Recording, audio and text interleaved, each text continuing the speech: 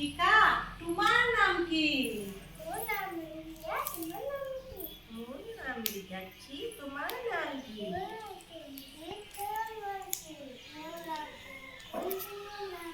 মার নাম সিলিয়া পাতা, তোমার নাম কি?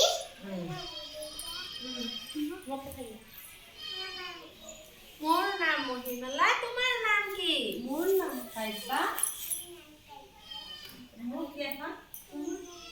মোর নাম দীপিকা, তোমার নাম কি? ওর নাম রিয়া, তোমার নাম কি? মোর নাম রিয়াক্ষী, তোমার নাম কি?